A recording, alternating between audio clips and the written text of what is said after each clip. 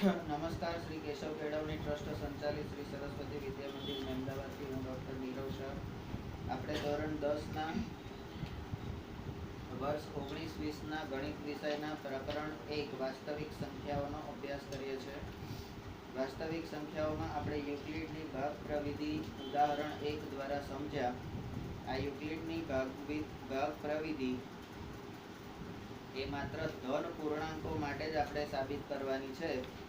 ઋણ પૂર્ણાંકનો આપણે ઉપયોગ કરવાનો નથી, એટલે અત્યારે એનો ચર્ચા કરવાની નથી. સંખ્યાઓના ગુણધર્મો મેળવવા માટે યુક્લિડની ભાગ પ્રવિધિના કેટલાક ઉપયોગો છે. યુક્લિડની ભાગ પ્રવિધિના બીજા કેટલાક ઉપયોગો કયા છે? તો કે સંખ્યાઓના ગુણધર્મો મેળવવા માટે. તો હવે આપણે જે મેળવીશું એ સંખ્યાઓના ગુણધર્મો મેળવીશું. બરાબર છે? તો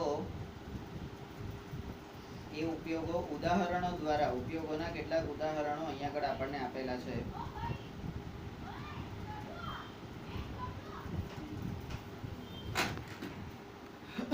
ઉદાહરણ 2. ઉદાહરણ 2 ની રકમ છે, દર્શાવો કે દરેક યુગ્મ, હવે આ યુગ્મ શબ્દ આવે એટલે જોડ, યુગ્મ ધન પૂર્ણાંક એ કોઈ પૂર્ણાંક q માટે, હવે પૂર્ણાંક q એટલે ભાગફળ, અહીંયા યુગ્મ એટલે a અને b આપણે ગણવાના. યુગ્મ ધન પૂર્ણાંક એ કોઈ પૂર્ણાંક q એટલે ભાગફળ માટે 2q સ્વરૂપમાં હોય, 2q સ્વરૂપમાં હોય. તો આ બે જે છે એ જોડ થઈ ગઈ તમારી. હા, તો અને દરેક અયુગ્મ ધન પૂર્ણાંક, દરેક અયુગ્મ ધન પૂર્ણાંક એ કોઈ પૂર્ણાંક q માટે 2q + 1 અયુગ્મ એટલે જોડ નથી એવા, જોડ નથી એવા. તો 2q એ જોડ થઈ, એને વત્તા 1 કરી દો એટલે એક તો વધનો નીકળશે જ. બરાબર? તો 2q + 1 સ્વરૂપમાં હોય. આ ઉદાહરણ 2 જે છે એ શું છે? તો કે સંખ્યાનો ગુણધર્મ છે. સંખ્યાનો ગુણધર્મ, આપણે એને ગુણધર્મ નંબર 1 કહીશું. ફરીથી એને વાંચીએ. દરેક યુગ્મ ધન પૂર્ણાંક, દરેક યુગ્મ ધન પૂર્ણાંક એ કોઈ પૂર્ણાંક q માટે 2q ના સ્વરૂપમાં હોય, આ 1 નંબર. અને દરેક અયુગ્મ ધન પૂર્ણાંક એ કોઈ પૂર્ણાંક q માટે 2q + 1 સ્વરૂપમાં હોય. તો આ સંખ્યાનો ગુણધર્મ 1, એની અંદર 1 અને 2 આપણે જોયા. હવે આ જે છે એને આપણે સાબિત કરીએ. ઉકેલ. ઉકેલમાં સ્ટેપ નંબર 1. ધારો કે a એ કોઈ ધન પૂર્ણાંક છે, a કોઈ ધન પૂર્ણાંક છે અને b બરાબર 2, b બરાબર 2 એવું આપેલું છે. બરાબર? તો અહીંયા a અને b એ તમને, એટલે આપણા ધન પૂર્ણાંકો થઈ ગયા a અને b. બરાબર? તો સ્ટેપ નંબર 2, યુક્લિડની ભાગ પ્રવિધિ અનુસાર કોઈ પૂર્ણાંક q ≥ 0 માટે, q ≥ 0 એના માટે, એટલે આ આપણી શરત છે, એના માટે આપણું સૂત્ર a = bq + r, એ સૂત્ર અનુસાર a બરાબર b આપણું શું છે? 2. b બરાબર આપણને 2 આપેલા છે, 2q + r, આ આપણું સૂત્ર થાય. અને r બરાબર 0 અથવા r બરાબર 1, r બરાબર અહીંયા 0 અથવા r બરાબર 1 આવું આપણે લખી શકીએ. કારણ કે 0 ≤ r, 0 એટલે અહીંયા આ સૂત્રને પણ આપણે શરત પ્રમાણે લખીએ, 0 ≤ r b, તો b બરાબર 2 છે. બરાબર? આપણે કેમ આ સૂત્રને કમ્પ્લીટલી એ જ રીતે લખીએ છીએ? તો આપણને દરેક વખતે ખબર પડે કે આપણે શું કરવાનું છે. હવે સ્ટેપ નંબર 3. હવે આ બધા માટે આપણે a બરાબર, હવે આ 0 એટલે આ r બરાબર 0 માટે, r બરાબર 0 માટે આપણું સૂત્ર કયું મળે? a બરાબર 2q. અને r બરાબર 1 માટે આપણને 2q + 1 આવો જવાબ મળે તો આના બરાબર આ અને આના બરાબર આ એ એની એક્ઝેક્ટ નીચે દર્શાવવાનું રહેશે. બરાબર છે? એટલે અહીંયાથી લઈને આટલે સુધી લખવાનું. બરાબર? અને પછી r બરાબર 0 અને r બરાબર 1 એની નીચે આ બે સૂત્રો અને એની બાજુમાં એટલે આની બાજુમાં આ શરત. આ લખ્યા પછી શરત લખવાની અને પછી r બરાબર 0 ને r બરાબર 1 ને આ લખવાનું. બરાબર? તો યુગ્મ ધન પૂર્ણાંક માટે યુગ્મ ધન પૂર્ણાંક હોય તો એક પૂર્ણાંક q માટે 2q સ્વરૂપમાં છે, a બરાબર 2q. અને અયુગ્મ હોય તો એના માટે a બરાબર 2q પ્લસ 1 આના સ્વરૂપ. આ એક ગુણધર્મ છે અને જે ગુણધર્મ એટલે કે લક્ષણ હોય, બરાબર, એ અહીંયા આગળ તમને બનાવતા શીખવાડ્યું છે. બરાબર? પણ એકચ્યુઅલી જે લક્ષણ છે એ ઇનબિલ્ટ જ હોય એટલે આપણે મોડે કરવાનું રહેશે. બરાબર? ત્રિકોણના 3 ખૂણાનો સરવાળો 180 એ પ્રમેય છે. બરાબર છે? પણ દરેક વખતે એ સાબિત કરવા બેસવાનું નથી હોતું. આપણે માની જ લેવાનું હોય છે કે એનો ગુણધર્મ છે ત્રિકોણનો.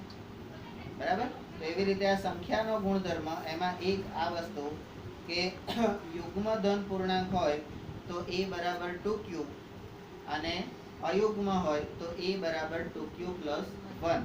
બરાબર? આ બે સૂત્રો આપણને મળી ગયા. Step number 4. હવે જો a બરાબર 2q હોય તો a ને 2 વડે વિભાજ્ય છે. a જે છે 2 વડે વિભાજ્ય છે અને a ને યુગ્મ પૂર્ણાંક કહેવાય. a ને શું કહેવાય? યુગ્મ પૂર્ણાંક. કારણ કે એને 2 વડે ભાગી શકાય છે. હવે જે સંખ્યાને 2 વડે નિશેષ ભાગી શકાતી હોય તો એ સંખ્યા કેવી હશે? ધારો કે હવે તમે અહીંયા 1 ભાગ્યા 2 કરો તો એને 1 ને 2 વડે ભાગી શકાશે? નહીં ભાગી શકાય. અહીંયા 3 ભાગ્યા 2 કરો તો 3 ને 2 વડે ભાગી શકાશે? શું? આ નિશેષ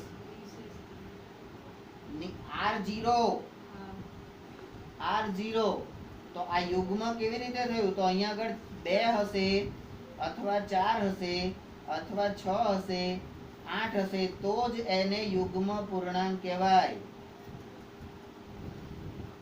સમજણ में કે નોટ સમજણ में? બરાબર? તો નંબર 5. હવે જ્યાં a બરાબર 2q આવ્યું ને એની નીચે આ લખવાનું 4 નંબર અને a બરાબર 2q પ્લસ 1 છે ને એની નીચે આ 5 નંબર લખવાનું.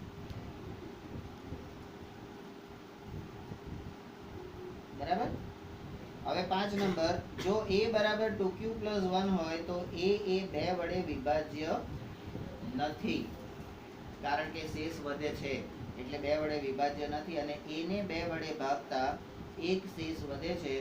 તો આવા પૂર્ણાંક a ને અયુગ્મ પૂર્ણાંક કહે છે. એટલે અહીંયા યુગ્મ અને અયુગ્મ પૂર્ણાંકની વ્યાખ્યાઓ આવી. બરાબર?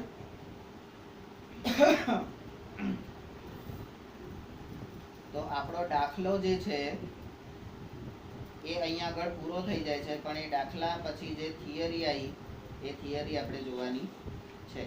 ચાલો ત્યાર પછી સ્ટેપ નંબર 6. જો a એ 2q ના સ્વરૂપમાં હોય તો એ યુગ્મ પૂર્ણાંક છે. એ 2q ના સ્વરૂપમાં હોય. પ્રોબ્લેમ છે તો મૂકી દે ટોપિક. અને ના ભણો હોય તો બહાર જતો રહે.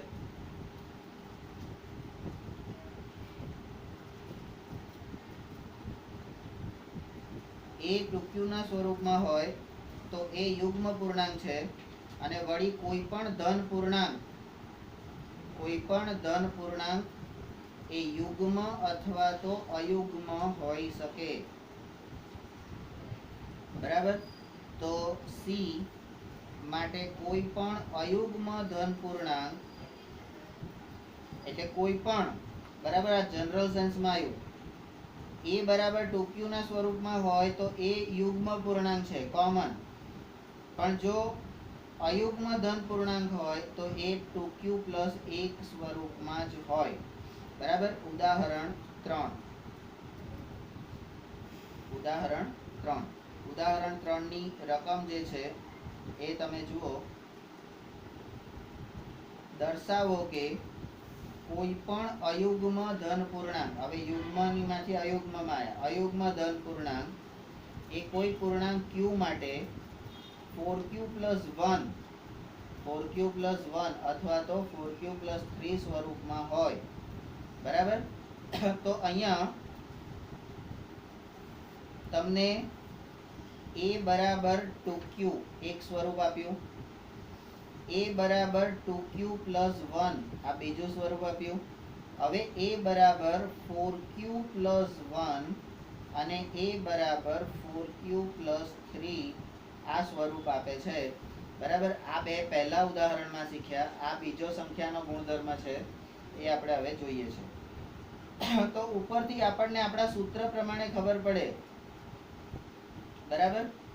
bq + r અને આ પણ bq + r. તો એમાં આપણને ભૂસાઅ કયો મળે, એટલે નવો જે પૂર્ણાંક, તો આ 4, બરાબર. અને આ ભાગફળ અને આ એટલે આ શેષ અને આ જેના વડે ભાજક, બરાબર. તો 4 વડે ભાગવાના છે, આપણને ખબર પડે. ઉકેલમાં સ્ટેપ નંબર 1. ચાલો આપણે અયુગ્મ પૂર્ણાંક a લઈએ. અયુગ્મ પૂર્ણાંક a લઈએ અને આપણે પૂર્ણાંક a અને b માટે, પૂર્ણાંક a અને b બરાબર 4 માટે, અહીંયા ઉપર કયું હતું, b બરાબર 2 માટે, અહીંયા b બરાબર 4 માટે ભાગ પ્રવિધિનો ઉપયોગ કરીએ. જ્યાં શરત શું છે, તો શરત તમારી એ છે કે 0 ≤ r b. એના પ્રમાણે 0 ≤ r 4, કારણ કે b બરાબર કેટલા છે, 4. આવું હોવાથી સંભવિત શેષ તમને કઈ મળશે, તો કે 0 મળશે, 1 મળશે, 2 અથવા તો 3 મળશે. કોઈ પણ એક મળશે આ 4 માંથી, બરાબર. તો કેવી રીતે મળે છે એ આપણે જોઈએ. સ્ટેપ નંબર 3 પછી સ્ટેપ નંબર 4. આથી q ને ભાગફળ લેતા a એ 4q અથવા તો a એ 4q + 1 અથવા 4q + 2 અથવા 4q + 3 આવું મળશે. આ કેવી રીતે મળશે, જરી હું અહીંયા આગળ જોઉં છું, બરાબર. r બરાબર 0, કારણ કે સંભવિત શેષ કીધું ને, r બરાબર 0, r બરાબર 1, r બરાબર 2 અને r બરાબર 3 આવી સંભવિત શેષ મળે છે. તો આપણું સૂત્ર શું થશે, a બરાબર bq + r. તો r બરાબર 0 હોય અને b બરાબર 4 હોય તો આપણને સૂત્ર કયું મળશે, 4q + 0. તો a બરાબર 4q મળે, a બરાબર 4q. તો આપણને મળી ગયું પહેલું સૂત્ર, a બરાબર 4q. હવે r બરાબર 1 હોય તો આપણું સૂત્ર કયું છે, a બરાબર bq + r. તો a બરાબર 4q + 1. તો a બરાબર 4q + 1 મળી ગયું.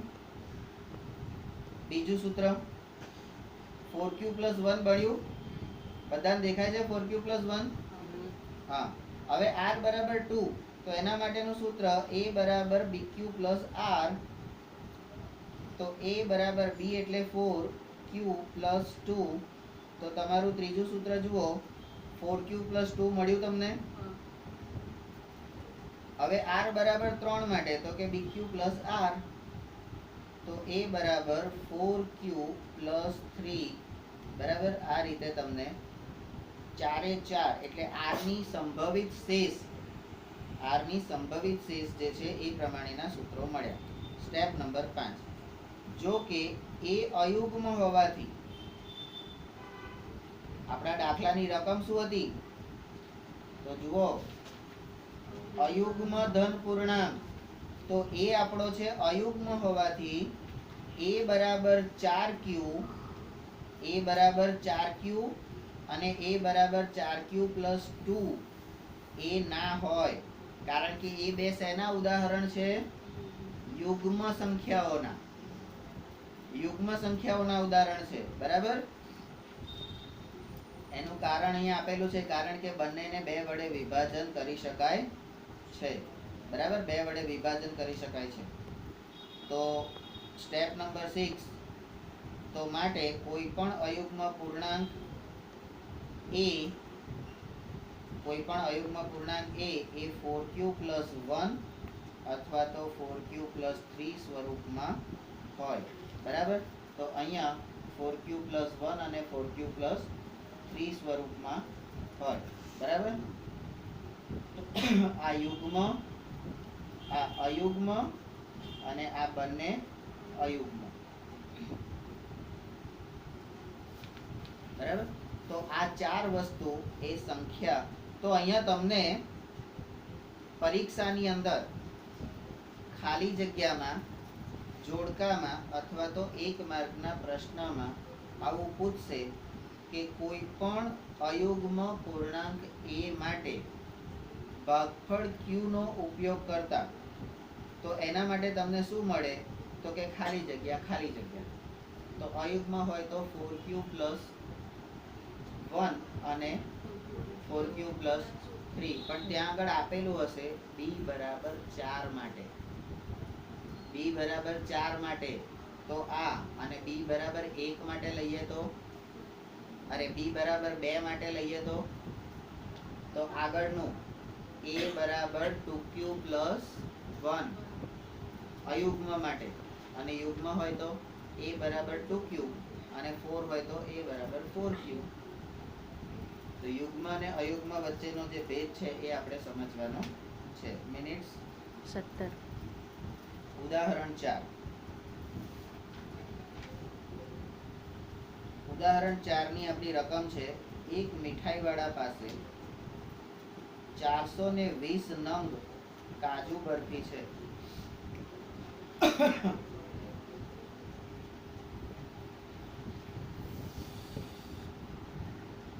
એક મીઠાઈવાળા પાસે 420 નંગ કાજુ બરફી છે અને 130 નંગ બદામ બરફી છે.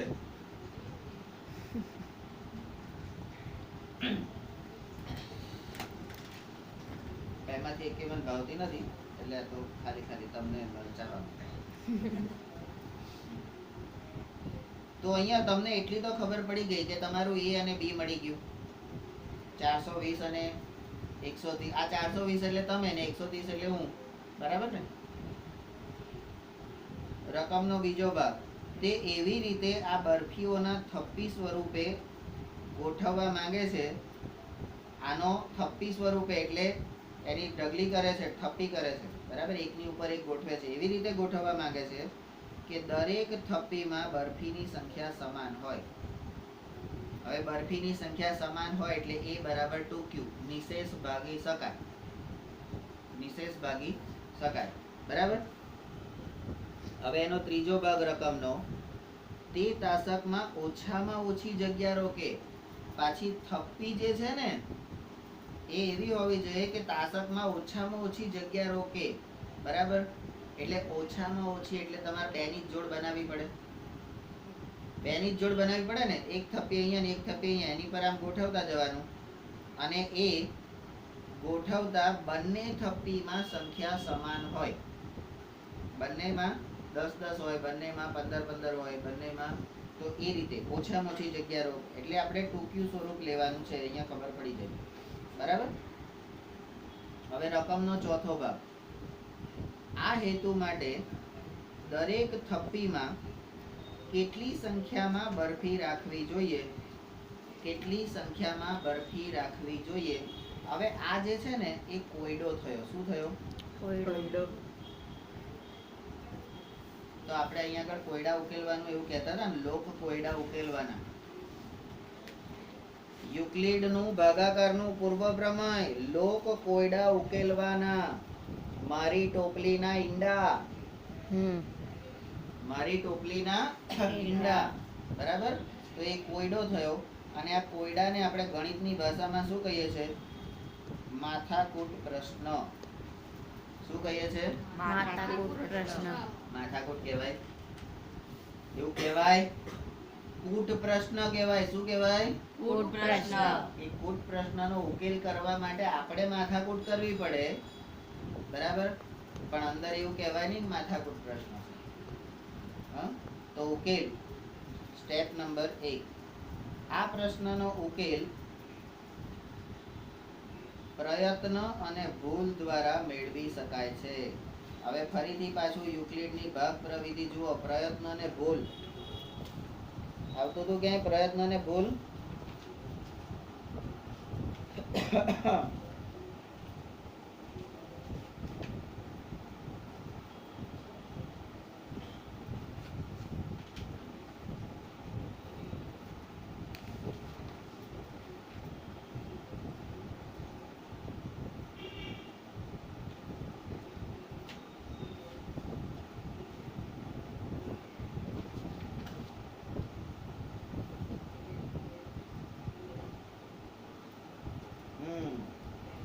તમારું પેજ નંબર 2 નંબરનું પેજ જુઓ અને એમાં નીચેની સાઈડથી ત્રીજી લીટી જુઓ.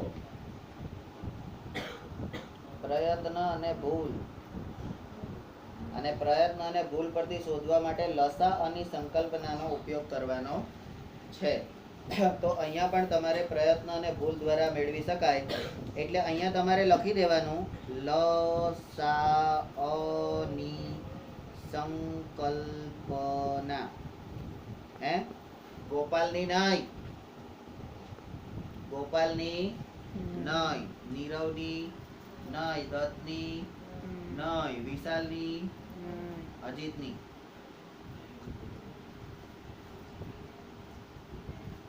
કારણ કે લસણ છે ને. બરાબર. Step number 2. પરંતુ આને ગાણિતિક રીતે કરવા માટે આપણે ગુસાઅ ભલે લસાઅની સંકલ્પના પર આધારિત છે, પણ ગણિતિક રીતે કરવા માટે આપણે ગુસાઅ શોધવો જોઈએ. આનું નામ ગણિત. હે? સંકલ્પના લસાઅની વાપરવાની અને ગણતરી કરવા ગુસાઅનો ઉપયોગ કરવાનો.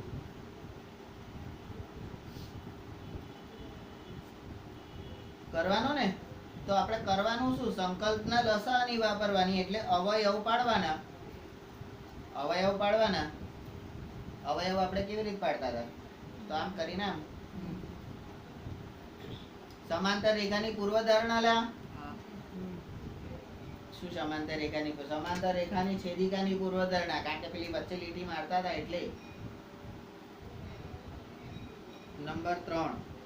હવે આ ગુસાઅ એટલે દરેક થપ્પીમાં રહેલી બરફીની મહત્તમ સંખ્યા. બંનેમાં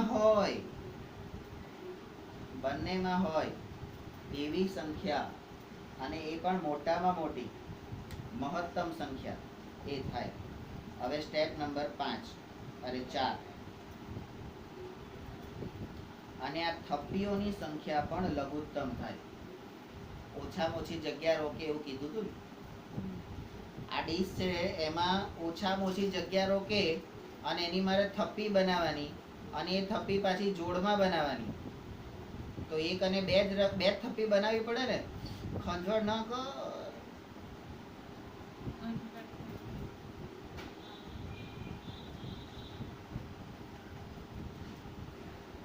તો લઘુત્તમ થાય. Step number 5. આથી તાસકમાં તાસક જોઈ કોઈ દાડો તાસક? બોલતો કેવી હોય? એને તાસ કહેવાય, તાસક ના કહેવાય. અને તાસક, એને તો તાસક ના કહેવાય, એને તો આપણે પતરું કહીએ છીએ. મોઢાનું પતરું લઈ આવો.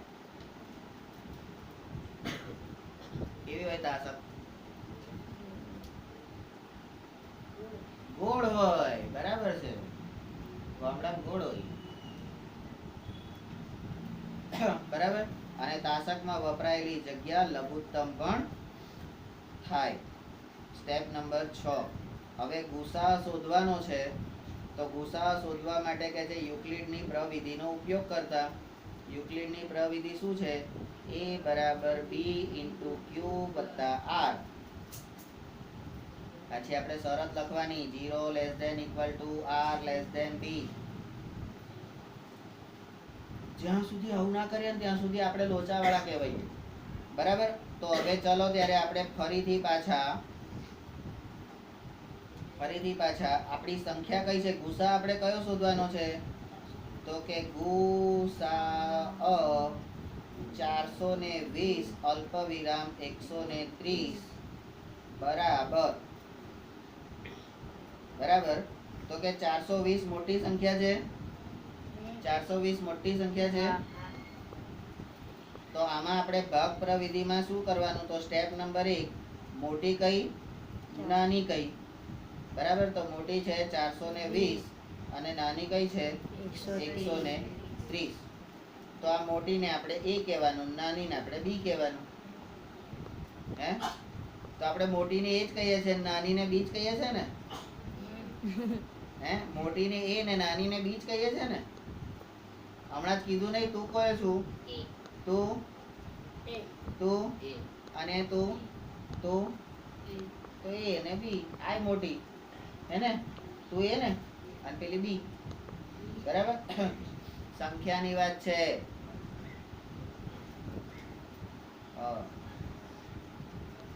તો અહીંયા આપણો પહેલો ભાગાકાર, કારણ કે આપણે અત્યારે એટલા બધા હોશિયાર નથી થઈ ગયા એટલે 420 ને 130 વડે આપણે ભાગીએ. તો 13 તરી 39, 13 તરી 39 એટલે 390. બરાબર. તો 420 માંથી 390 કાઢો બાદ તો અહીંયા તો 0, 2 માંથી 9 ના જાય એટલે 4 ઉપરથી 10 તો લીધો. અહીંયા 3, 12 માંથી 9 જાય તો 3 રહે એટલે શેષ તમારી 30 વધે. તો હવે આને આપણે યુક્લિડની રીતે લખવું હોય તો 420 બરાબર 130 ગુણ્યા 3 વત્તા r એટલે 30. તો r બરાબર નથી 0. r 0 થયું? r 0 નથી થયું તો શું કીધું સોપાનમાં? જ્યાં સુધી r 0 ના થાય સુધી ચાલુ રાખો. હવે પહેલામાં r 0 થયું નહીં તો અહીંયા આગળ જે b હતો ને, b કયો હતો? 130. એ હવે કોણ બની જશે? a. અને r જે મળ્યો ને 30, એ હવે કોણ બની જશે? b. બરાબર. તો કે આવવા દો. અહીંયા આગળ આ ભાગાકાર અહીંયા આગળ આ પતી ગયો. હવે આપણે નવું સ્ટેપ. તો હવેનું સ્ટેપ કયું છે? તો કે a આપણો 130 બની ગયો અને 30 આપણો b બની ગયો. બરાબર. અહીંયા તો આ કોમન સૂત્ર બધામાં છે એટલે સમજી જવાનું. બરાબર.